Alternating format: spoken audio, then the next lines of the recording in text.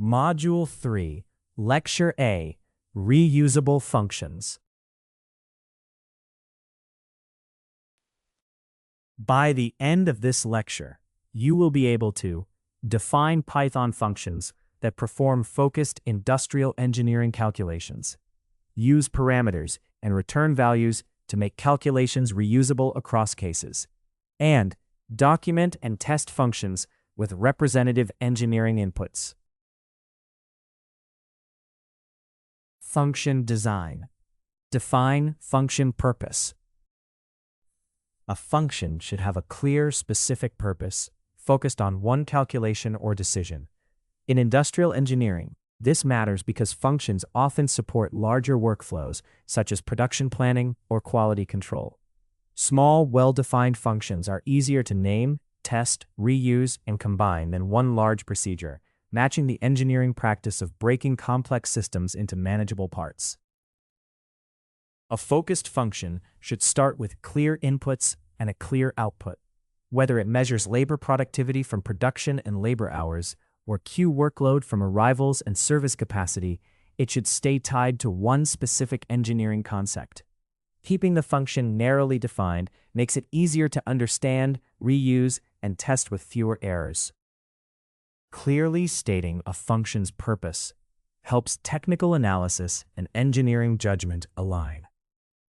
In industrial work, a calculation can be misunderstood if it is not clear what decision it supports, such as whether defect rates refer to all defects or only customer returns. Defining the intended measure and process boundary upfront makes the function more reliable and easier to use in larger analyses.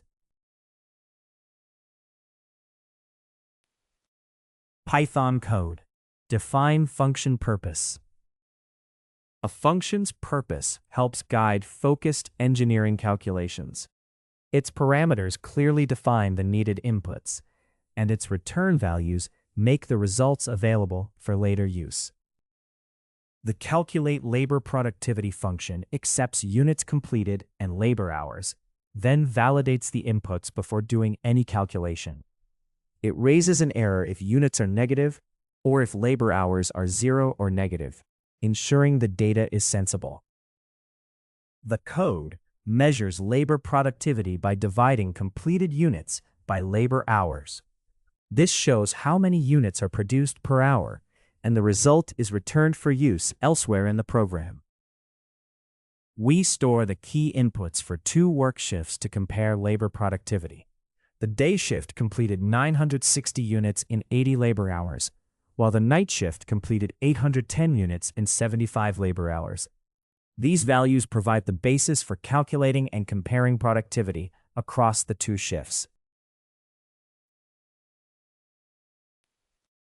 We calculate labor productivity for both the day and night shifts using the same method, units completed divided by total labor hours worked. This gives a productivity rate for each shift, making it easy to compare their performance consistently. The output explains that the function is used only to calculate labor productivity. It then reports day shift and night shift productivity to 2 decimal places, showing units completed per labor hour. This demonstrates that the same function can be reused with different inputs.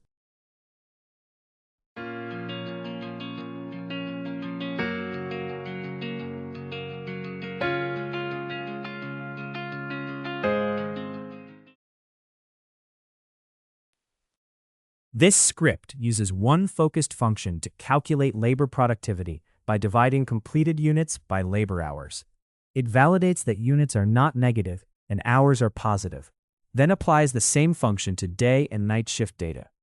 The printed results show each shift's productivity in units per labor hour, demonstrating how reusable functions can produce clear, meaningful outputs from different inputs. Scope metrics. In industrial engineering, scope metrics clarify exactly what a function measures, such as utilization, cycle time, downtime, or throughput.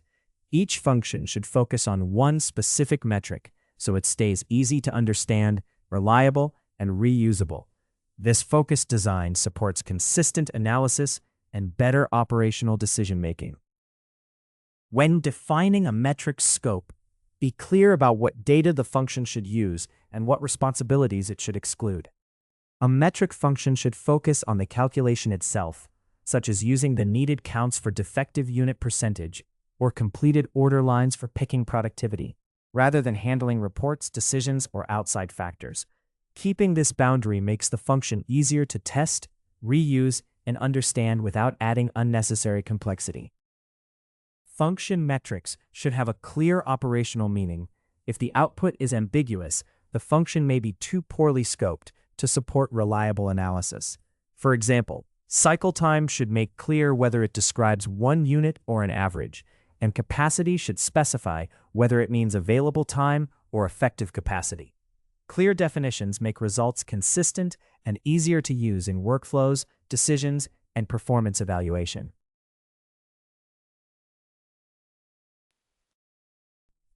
Python code, scope metrics.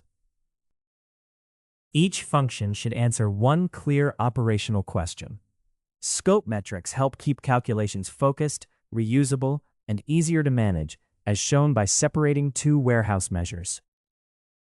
The picking productivity function measures how many order lines are completed per labor hour.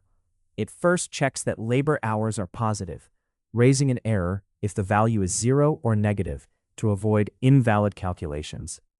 When the input is valid, it returns order lines divided by labor hours as the productivity rate. This calculation measures productivity by dividing total order lines completed by labor hours. It shows how efficiently labor time is being turned into completed order lines. The defect percentage function calculates what share of total units are defective. It uses the number of defective units and the total units, but first checks that the total is positive. If the total is 0 or negative, it raises an error to prevent an invalid calculation. The line calculates the defect percentage by dividing defective units by the total units inspected, then multiplying by 100. This expresses the defect rate as a standard percentage. The code stores basic engineering inputs for later performance calculations. It records 360 completed order lines, 8 labor hours, 14 defective units, and 700 inspected units. These values will support productivity and defect metric calculations. Picking productivity shows how many order lines are completed for each labor hour. It is calculated using the total completed order lines and total labor hours, producing a lines per hour measure that reflects picking efficiency.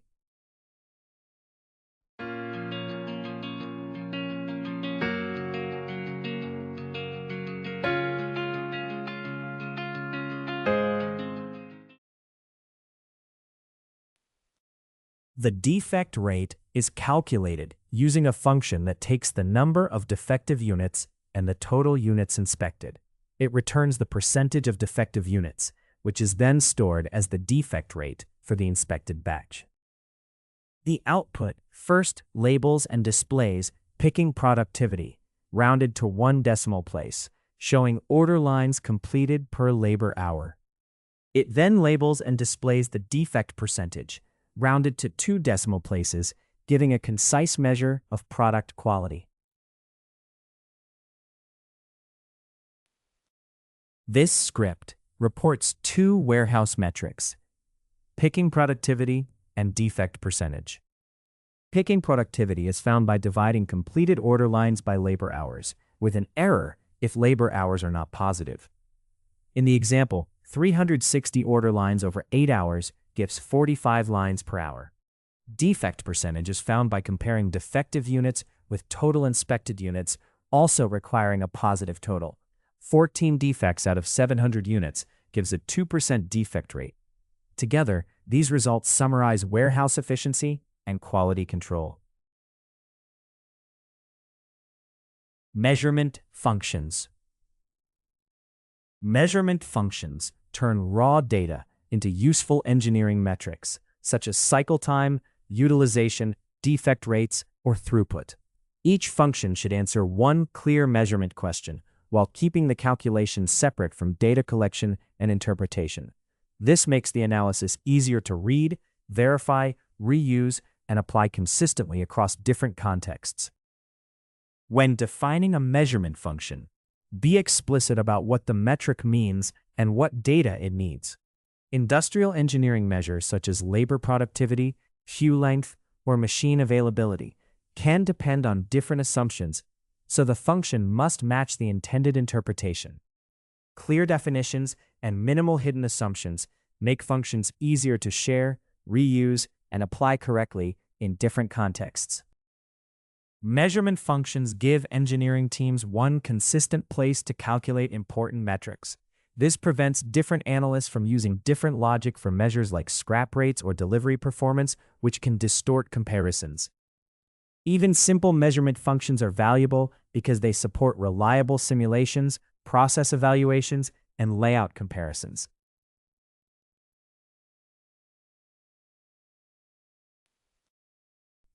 Python code. Measurement functions. Measurement functions turn observations into engineering metrics by answering one specific calculation question. Their return values make those calculations reusable across different cases. The cycle time minutes function measures how long a cycle takes by comparing its start and finish times. It subtracts the start minute from the finish minute, then returns the duration in minutes, so the calculation can be reused wherever it is needed. The utilization percent function measures how efficiently time is used by comparing busy minutes with available minutes. Before calculating, it checks whether the available minutes are 0 or negative. If so, it returns none, because the utilization value would be invalid.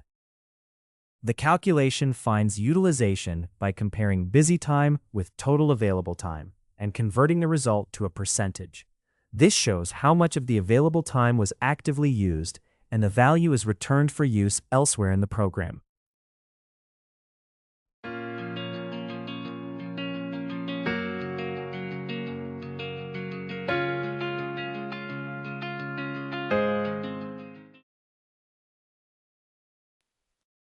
The defect rate function calculates the percentage of defective units out of all inspected units.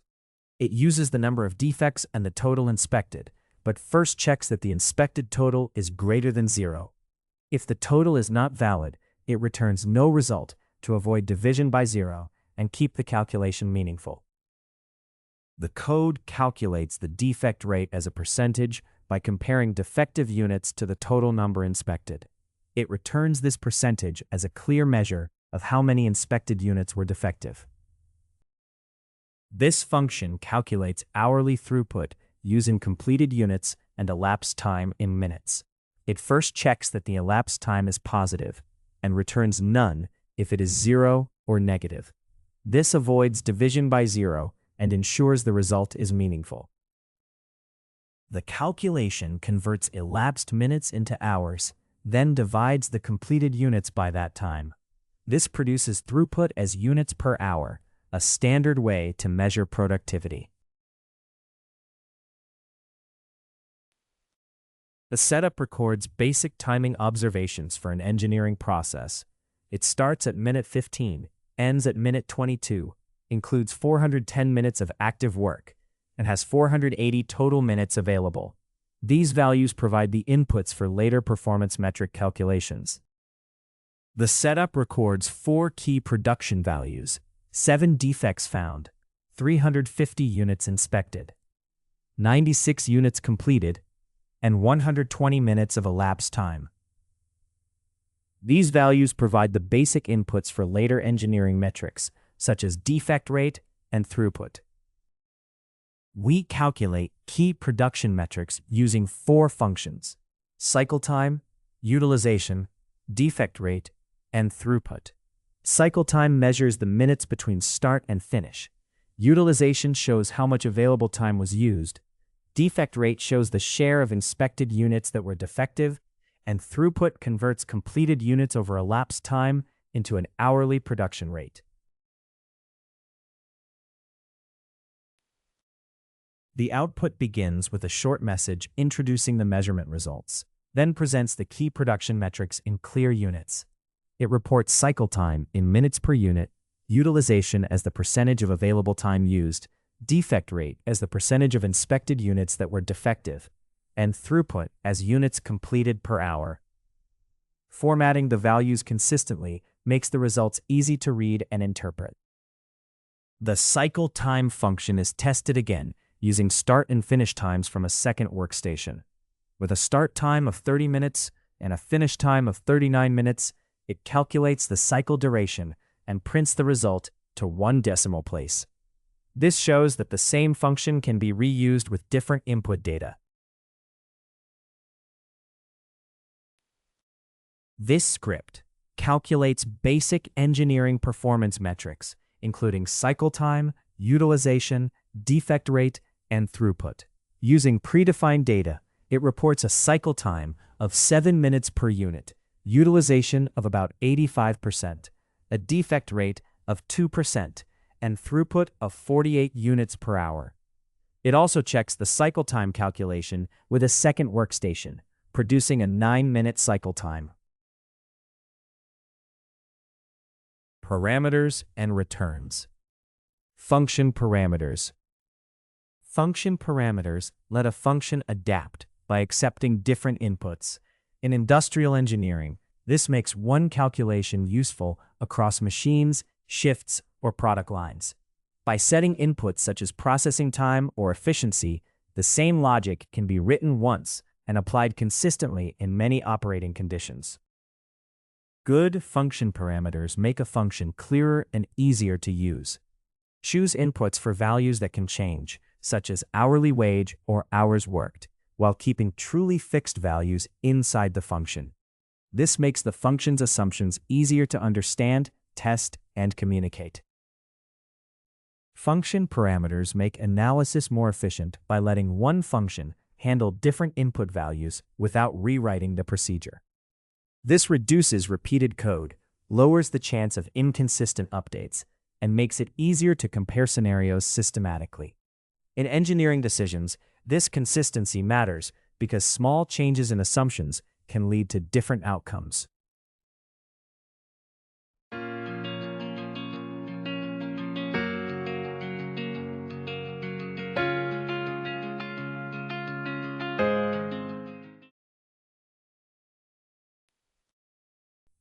Python code. Function parameters. Functions let you reuse calculations across different cases. Parameters provide the changing engineering inputs, and return values make the results available for later analysis. The estimate units function uses shift length, cycle time, and efficiency to estimate available production time. It first converts the shift from hours to minutes, then adjusts that time by the efficiency value. The result is the total productive minutes available during the shift. The function calculates completed units by dividing total productive minutes by the cycle time in minutes. This shows how many units can be produced in the available productive time, given the efficiency and cycle time settings. The estimate units function is used to calculate production under 3 scenarios: a weekday shift, a weekend shift, and peak capacity. Each calculation uses the available hours, cycle time, and efficiency rate to estimate the number of units produced, with the results saved for later use. The program prints the calculated weekday, weekend, and peak capacities using the same clear format for each result. Each value is shown with 1 decimal place, keeping the output precise, consistent, and easy to read. Calculate the extra production during peak times by subtracting weekday units from peak units. Then present the result in a clear formatted message showing how much production increases under peak conditions. This makes it easier to compare operating scenarios and understand their effect on capacity. The script estimates production output from shift length, cycle time, and efficiency by converting shift hours into productive minutes and dividing by the cycle time. It compares weekday, weekend, and peak scenarios, producing about 28.8, 18.4, and 250.9 units respectively. It also shows that peak production exceeds weekday production by about 222.1 units. Return values. A function's return value is the result it sends back after completing its task. Returning a value makes the function useful beyond simply displaying an answer, because the result can be reused in decisions, reports, simulations, or larger analyses. In industrial engineering, this lets outputs such as processing time, labor estimates, or cycle times feed into capacity checks, cost estimates, staffing models, and throughput forecasts. Return values let a function produce a result without deciding how that result will be used. This keeps calculations separate from presentation or storage, making the function easier to reuse. For example, a warehouse travel time function can return the time so other parts of the program can print it, combine it with other planning data, or save it for later analysis. A function may return one result or several related results, depending on what the caller needs after it runs. Choosing return values carefully makes outputs easier to test against known inputs and helps users understand and reuse the results. Clear, purposeful returns are essential for reliable analytical tools that fit into larger workflows.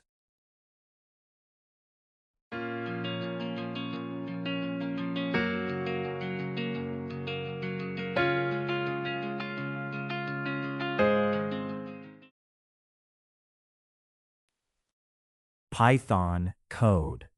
Return values. Functions can return useful results, which makes engineering calculations easier to reuse. Separating the calculation from the printing keeps the program clearer and more flexible.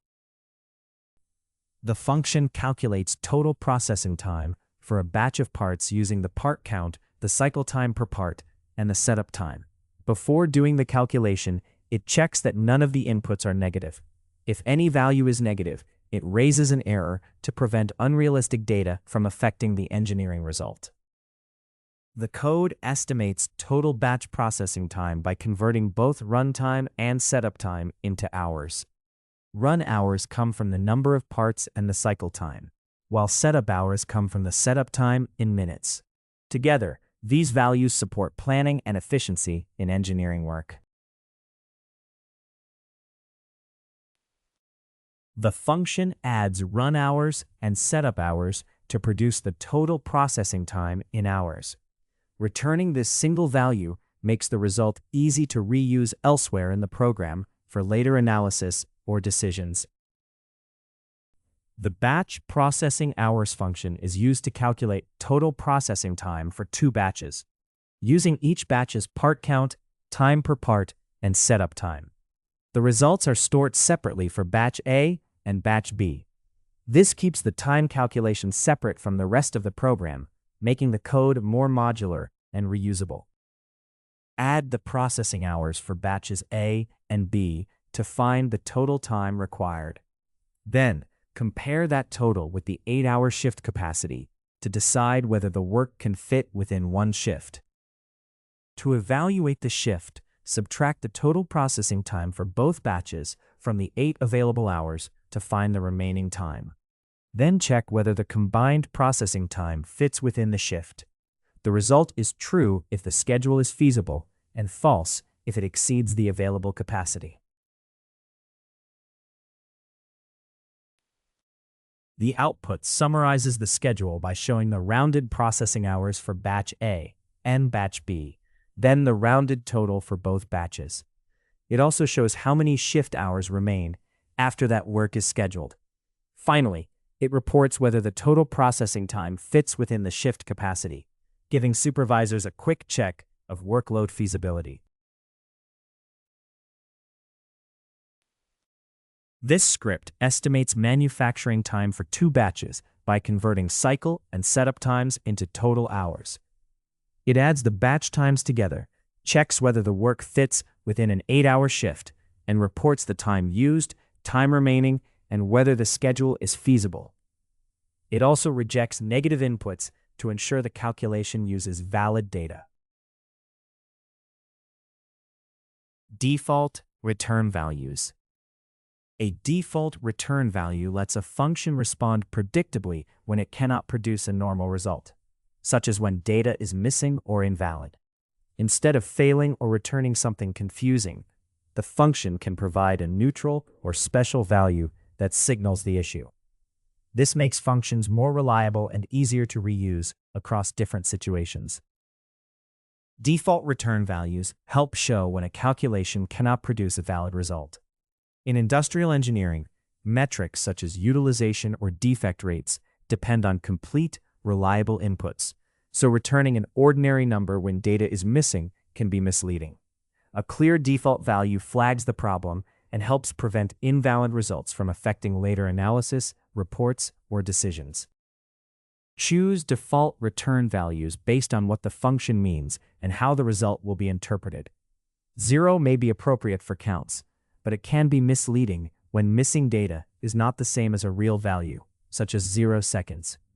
Defaults should preserve the meaning of the calculation and be tested against realistic edge cases to ensure reliable behavior.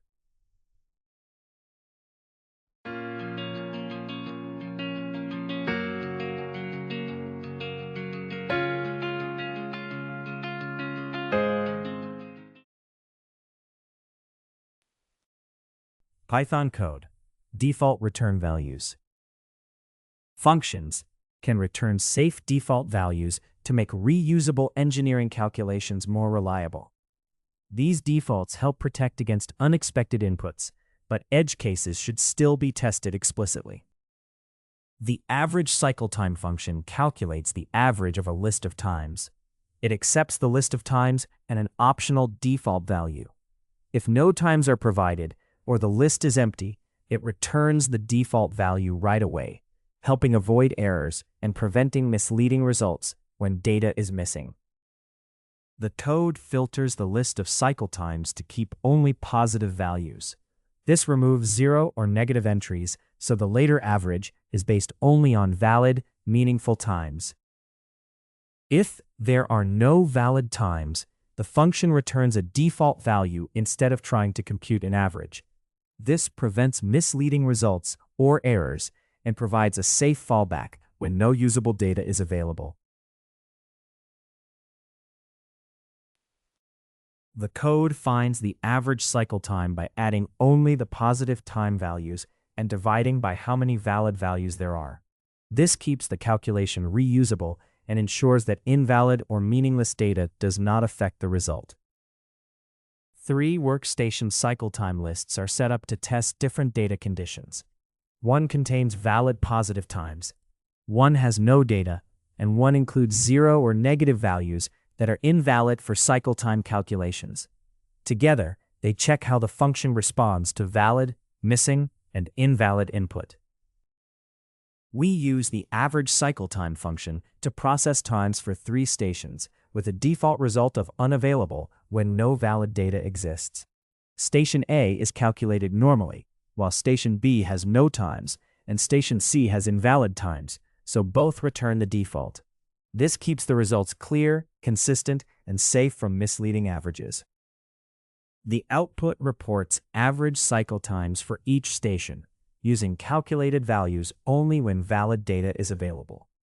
Station A shows an average if it has valid times, while stations B and C show a default message because they lack usable data. This use of defaults prevents misleading results, such as reporting a 0 cycle time when no valid measurements exist.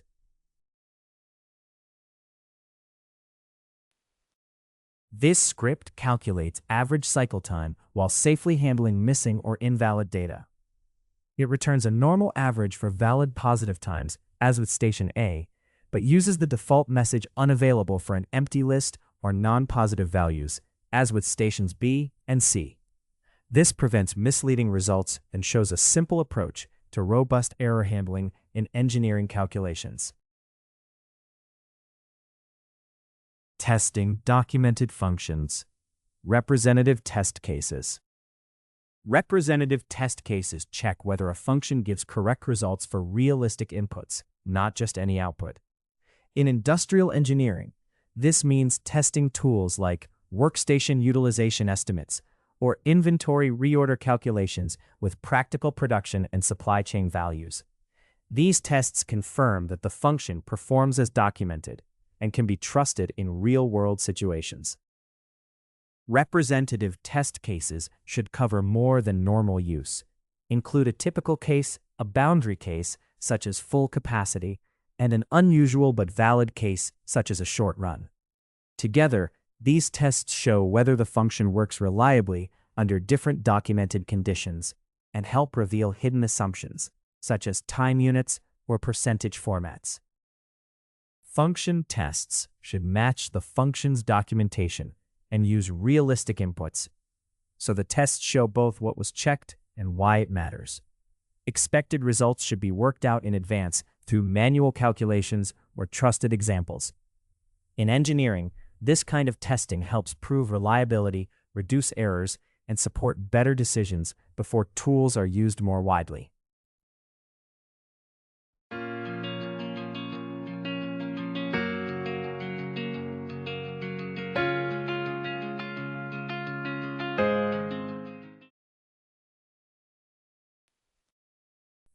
Python code, representative test cases. Representative tests link documentation to evidence by using realistic engineering inputs and expected results that are known before the tests run. This function calculates workstation utilization as a decimal using cycle time, hourly demand, and available time. It shows how much of the available production time is required to meet demand, helping assess efficiency. Clear documentation explains its purpose and proper use. The code first validates that cycle time and hourly demand are not negative. If either value is below 0, it raises an error, because negative inputs are not meaningful for this engineering calculation. This helps prevent later problems by allowing only valid inputs to be processed. The function first checks that the available minutes are greater than 0. If not, it raises an error stating that the available minutes must be positive. This prevents invalid calculations, such as dividing by 0 or using negative time. The code finds the total workload for an 8-hour shift by first calculating the workload for 1 hour. It does this by multiplying the cycle time in minutes by the hourly demand, then scales that result across the full shift. Workstation utilization shows how much available shift time is used for productive work. It is calculated by dividing total workload minutes by available shift minutes, producing a decimal that indicates the proportion of time spent on tasks. A set of test cases is created to check workstation utilization under different realistic scenarios. Each case includes a descriptive name, the cycle time, hourly demand, available shift time, and the expected utilization value.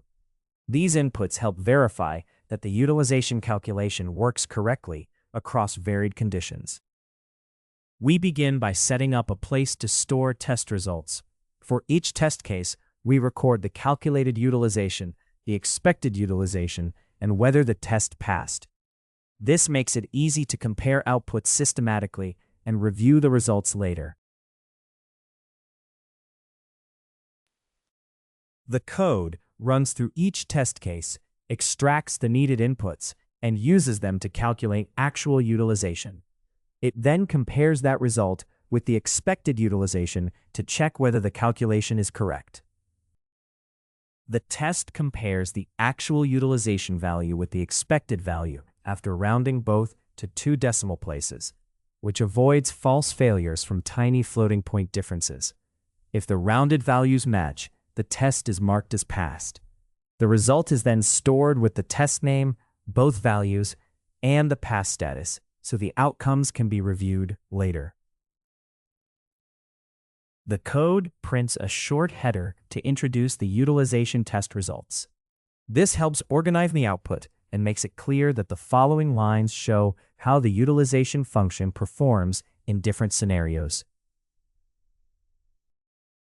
The code reviews each test case by comparing actual utilization with the expected value and checking whether the test passed. It then labels the result as pass when the values match or check when they need attention. This creates a clear report showing which test cases met expectations. The code formats both actual and expected utilization as percentages by multiplying each value by 100 and adding a percent sign. This makes the results easier to read and understand, since utilization is commonly expressed as a percentage.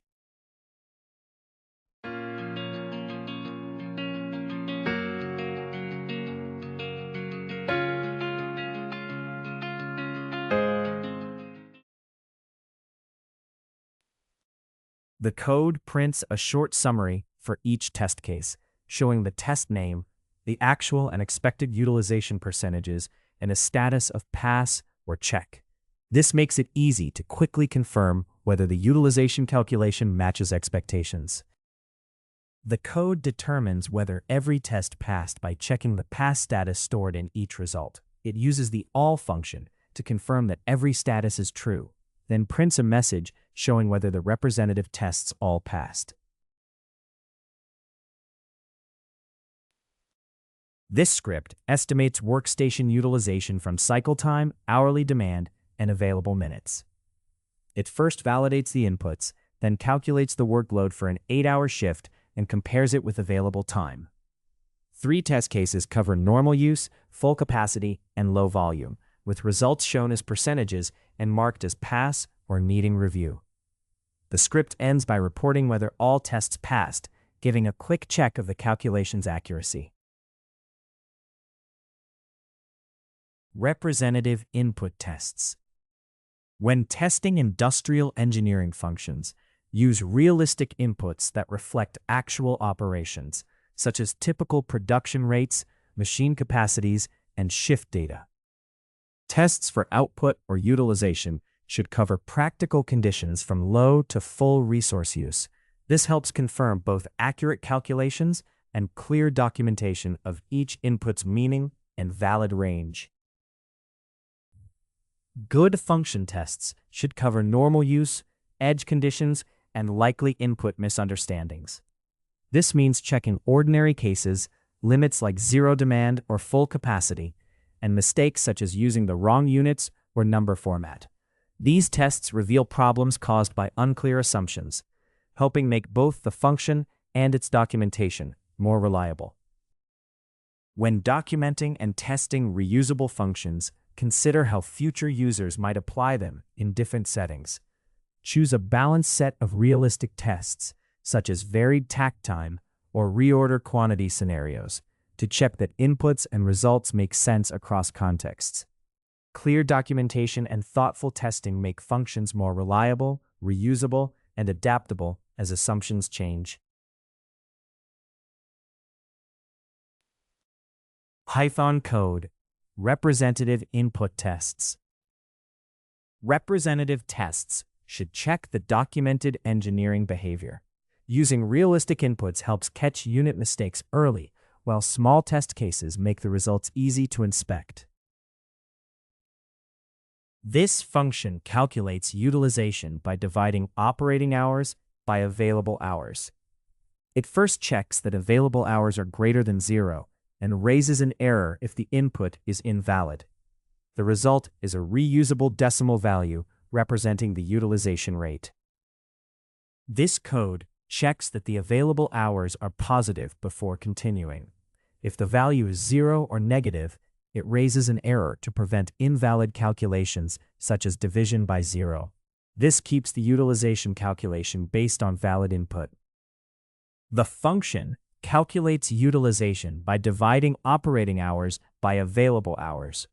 It returns the result as a decimal, which can later be used directly or converted to a percentage for reporting and analysis.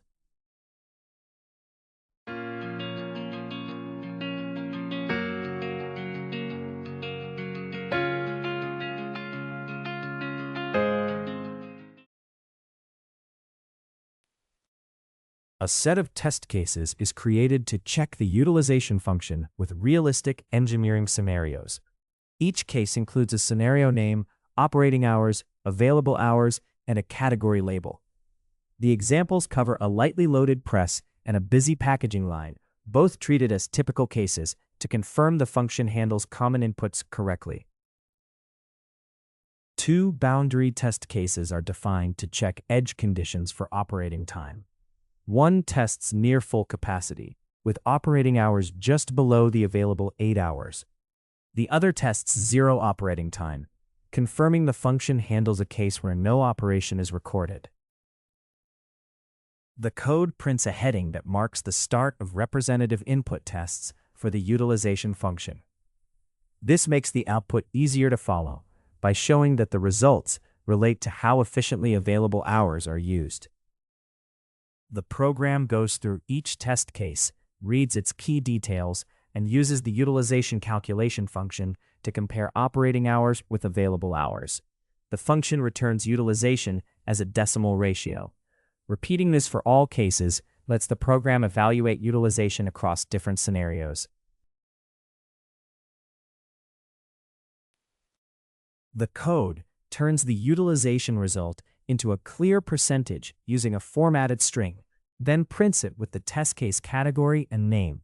This makes each result easy to read and helps show how well each test case performed. The example tests a utilization calculation with potentially misunderstood inputs: 420 operating hours and 8 available hours, which may reflect a minutes versus hours mistake. The calculation is placed in error handling so that if the utilization function detects invalid input and raises a value error, the program can catch it and respond gracefully instead of crashing.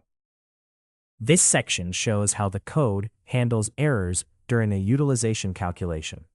If the input is invalid, it catches the value error and prints a message explaining the problem. If no error occurs, it warns that the units may have been misunderstood, such as using 420 minutes when hours were expected. The main point is to validate inputs and ensure units are correct. This script tests a utilization calculation that divides operating hours by available hours and reports the result as a percentage. It checks typical cases such as light and busy equipment use, along with boundary cases like 0 operating time. It also rejects invalid available hours that are 0 or negative, showing why inputs must use consistent units with hours rather than minutes. Representative input tests. Representative input tests check that a function works as described using realistic data. In industrial engineering, this means testing with actual conditions such as production rates, processing times, task durations, and staffing levels. The goal is not only to avoid errors, but to ensure the results are useful and reliable for professional decision-making. Effective function testing should cover ordinary, boundary, and unusual cases. Ordinary cases check typical behavior. Boundary cases test limits, and unusual cases capture rare but important situations such as demand spikes or machine downtime. Using all 3 helps confirm the function remains reliable across different industrial conditions. Representative input tests should explain why each input was chosen and what a reasonable output means in context. Inputs should reflect realistic conditions, such as actual costs, cycle times, or equipment availability, so results can be judged against practical expectations. Clear test documentation connects programming with engineering judgment, making functions easier to reuse and more credible for decision-making.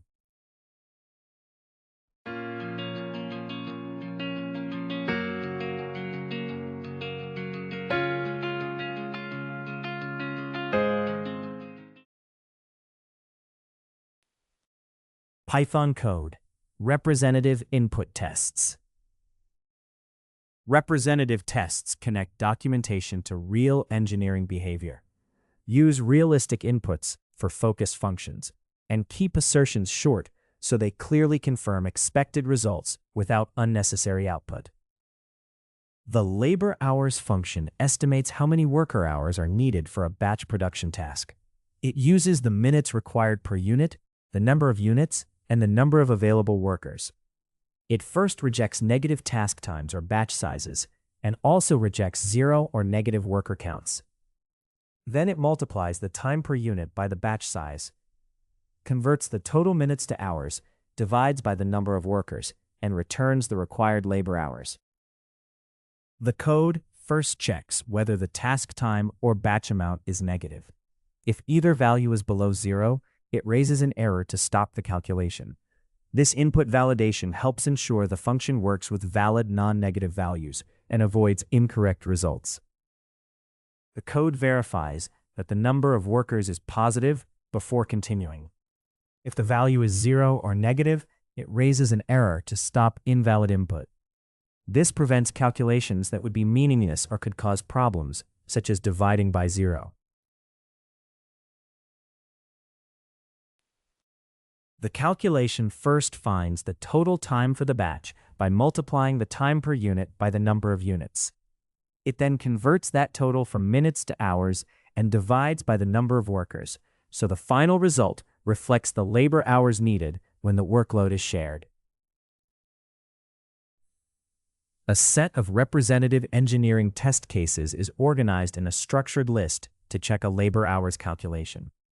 Each case includes a description, the task duration, batch size, number of workers, and the expected labor hours. Comparing the calculated result with the expected value helps verify that the function works correctly across ordinary, boundary, and unusual scenarios. The process begins by setting a pass counter to 0, then looping through each test case. For every test, the needed values are unpacked, including the test name, task time, batch size, worker count, and expected result. This lets each calculated result be compared with its expected value to count how many tests pass. The code calculates the labor hours needed from the given minutes, units, and number of workers. It then checks the result against the expected value, allowing a very small tolerance, so minor rounding differences do not cause the test to fail. This code checks whether a test passed. When the condition is true, it adds 1 to the number of past tests, making it easy to summarize how many tests succeeded later. For each test case, the code shows the test name, the calculated labor hours, and the expected labor hours, with both values rounded to 2 decimal places. This makes it easy to compare the actual output with the expected result and check whether the function is working correctly. The code reports how many tests passed out of the total. It formats the result directly in the message, giving a clear summary that helps confirm whether the function works as expected across the test cases. The script defines a labor hours calculation for batch production using task time, batch size, and number of workers. It validates that time and units are not negative and that the worker count is positive, then converts total worker minutes into hours. Several representative tests compare calculated results with expected values using a small rounding tolerance. Print each outcome and report how many tests passed.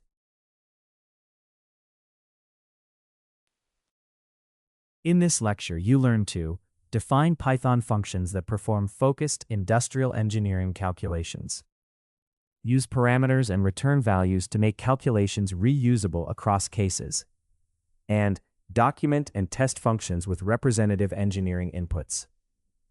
In the next lecture, Lecture B, we will go over file handling. Thank you for your attention. See you all in the next lecture.